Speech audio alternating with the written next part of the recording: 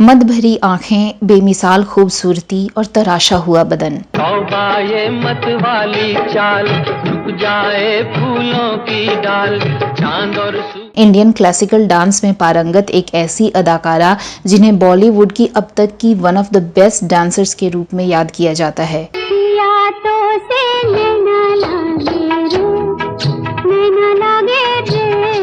1960s और 70s के दशक की रोमांटिक फिल्मों में जिनकी एक खास पहचान बन गई थी और वो डायरेक्टर्स की पहली पसंद हुआ करती थीं।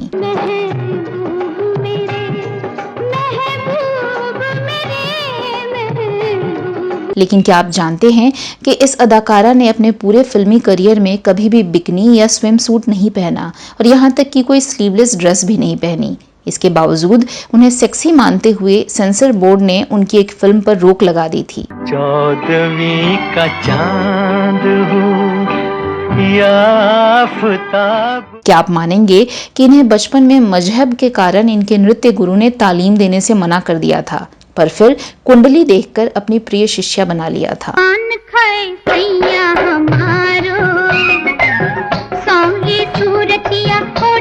और क्या आप यकीन करेंगे कि इन पर एक जाने माने एक्टर डायरेक्टर का घर तोड़ने का आरोप लगा और आखिरकार उस अभिनेता और उनकी पत्नी की जिंदगी इस कदर तबाह हुई कि दोनों ने मौत को गले लगा लिया। प्यार को प्यार ही रहने दो, कोई नाम न दो। तो कौन थी ये अदाकारा, कैसा रहा उनका फिल्मी करियर और क्यों इतनी विवादित रही उनकी पर्सनल लाइफ, बताएंगे और भी बहुत कुछ। आप देखते रहिए बॉलीवुड के रोचक किस्से वेदिका के साथ।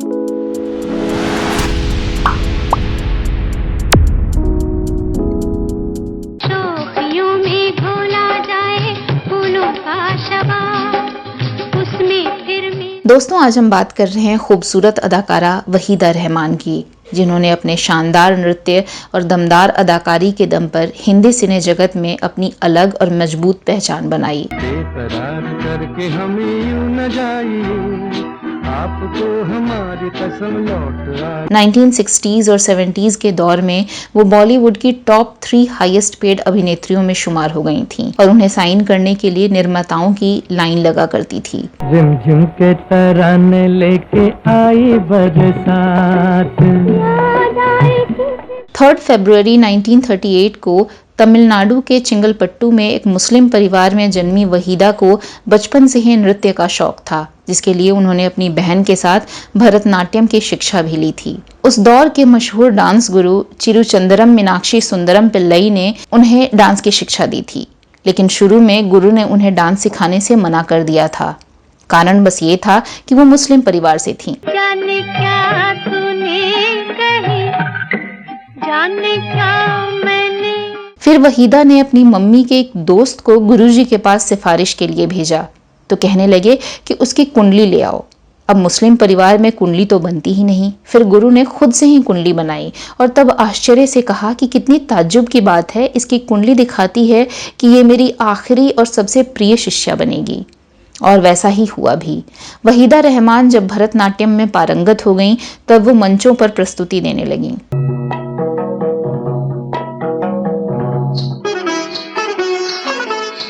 लेकिन 1951 में जब वो सिर्फ 13 साल की थीं तो उनके सिर से पिता का साया उठ गया और जब महज 16 साल की थीं तो उनकी मां भी चल बसीं। वहीदा अकेली पड़ गईं, लेकिन हौसला नहीं हारा।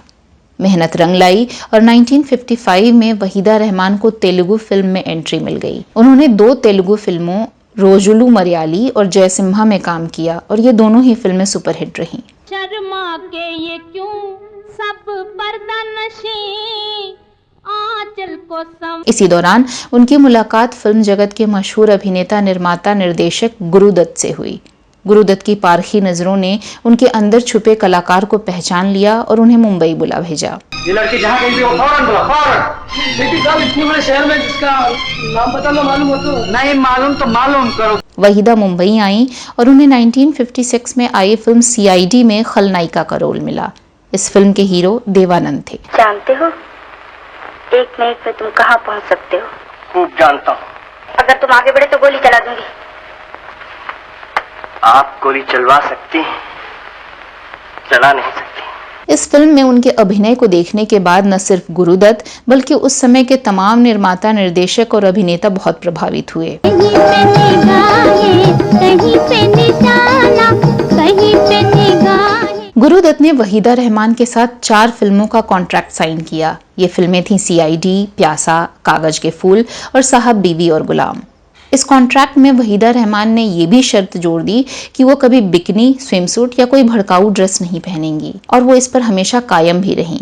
और गुरुदत्त ही नहीं बल्कि किसी भी डायरेक्टर की फिल्म में कम कपड़ों में कैमरे के सामने नजर नहीं आई। खुदा भी आसमां से जब जमी पर देखता हो। लेकिन यहाँ इस बात का जिक्र करना भी लाजमी होगा कि इसके बावजूद गुरुदत्त की ही एक फिल्म में उनकी अदाओं को सेक्सी मानते हुए सेंसर बोर्ड ने इस पर रोक लगा दी थी।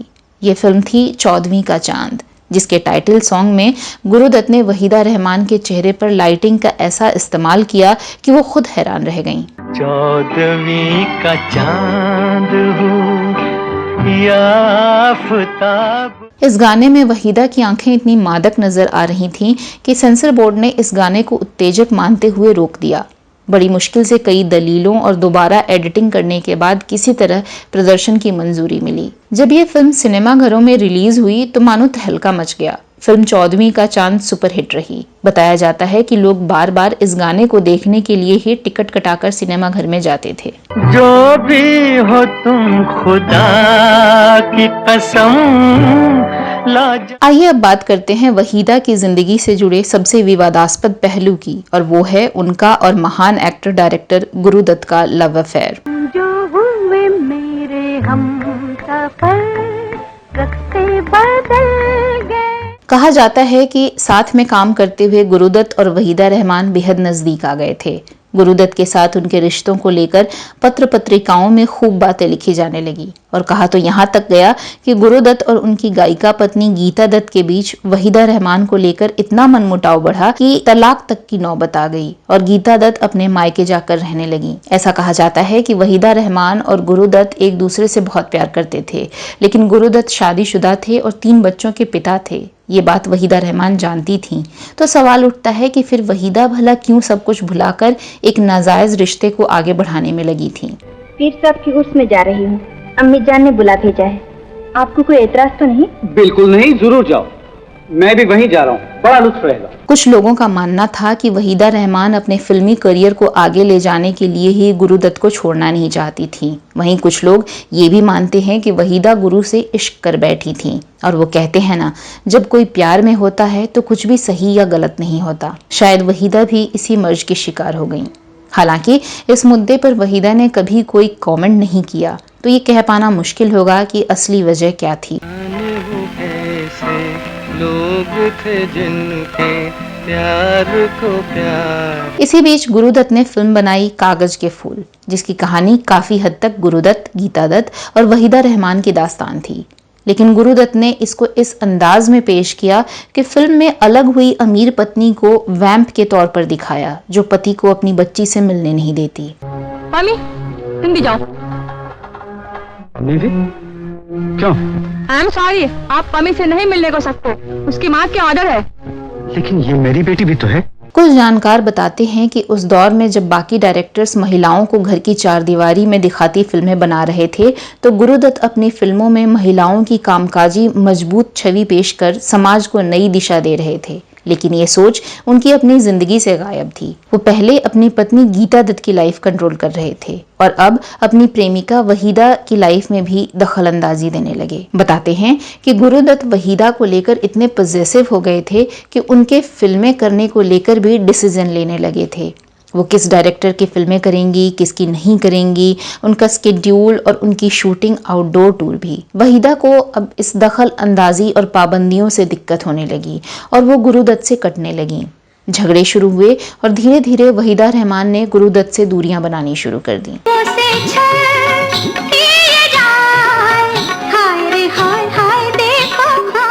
1962 में आई फिल्म साहब बीवी और गुलाम वहीदा रहमान की गुरुदत्त कैंप में आखिरी फिल्म रही।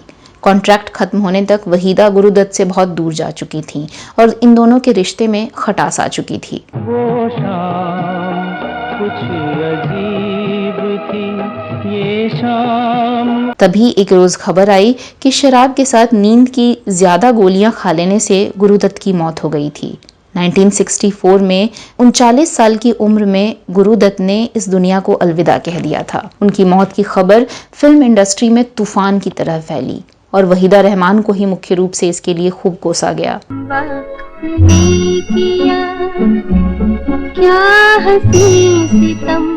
वहीं गुरुदत्त की मौत के कुछ ही साल बाद डिप्रेशन में डूबी गीता दत्त की याददाश्त चली गई, बीमारियों के इलाज के लिए पैसे भी नहीं थे और फिर 41 साल की उम्र में उनका भी दुखद निधन हो गया। जाहिर है इस घटना से वहीदा को भी गहरा धक्का लगा, पर उन्होंने खामोशी अपनाई और खुद को काम में डुबो लिया। धीरे धीरे वहीदा सिने जगत में नई ऊंचाइयों को छूने लगी और जिंदगी की कड़वाहटों को भुलाकर सिर्फ करियर पर ध्यान देने लगी।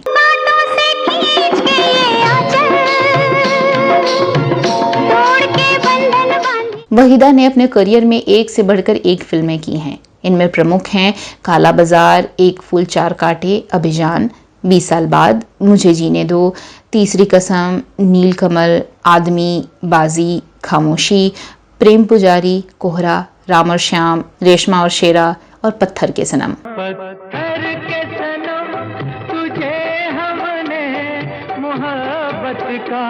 बचपन में सीखे गए उनके भरतनाट्यम नृत्य ने फिल्मों में अभिनय की उनकी सफलता में बहुत महत्वपूर्ण योगदान दिया। 1965 में आई फिल्म गाइड में उनका बेमिसाल नृत्य आज भी दर्शकों को उस दौर में भारतीय संगीत और नृत्य की अहमियत की याद दिलाता है। –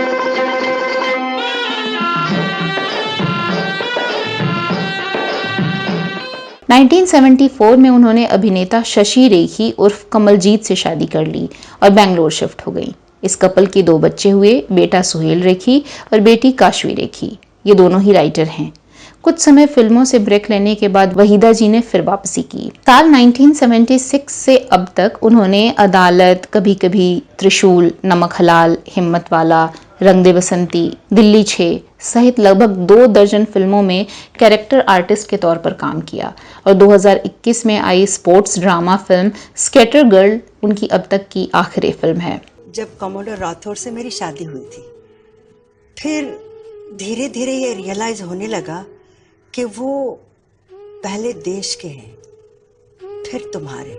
वहीदा रहमान ने हिंदी के अलावा तेलुगु, तमिल और बांग्ला भाषा की फिल्मों में भी दमदार अभिनय किया और उन्हें 4 बार सर्वश्रेष्ठ अभिनेत्री के फिल्म फेयर पुरस्कार से भी नवाजा गया। साल 1994 में उन्हें film fair life time achievement award और 2001 में IIFA life time achievement award मिले। तो वहीं 1972 में पद्मश्री और 2011 में पद्म भूषण जैसे पुरस्कार भी मिले। साल 2000 में पति के निधन के बाद वो फिर से मुंबई शिफ्ट हो गई। 85 साल की हो चुकी वहीदा जी अब मुंबई के बांद्रा में अपने समंदर किनारे के बंगले में रहती हैं और कई समारोहों में शिरकत करती या पेंटिंग करती भी नजर आती हैं। हिंदी सिनेमा में वहीदा जी के शानदार काम और सराहनीय योगदान को कभी भी भुलाया नहीं जा सकता। जब भी इंडस्ट्री की ज़हीन और नृत्य पारंगत अभिनेत्रियों की चर्चा होगी तो वहीदा रहमान का नाम शान से लिया जाएगा। हम अपनी पूरी टीम की तरफ से इनकी लंबी उम्र और खुशहाल जिंदगी की कामना करते हैं। आपको वहीदा जी की कौन सी फिल्म सबसे ज्यादा पसंद है, कमेंट बॉक्स में लिखकर जरूर बताइएगा। आपको ये स्टोरी कैसी लगी ये भी बताना मत भूलिएगा। अब दीजिए अपनी होस्ट वेदिका को इजाजत। नमस्कार।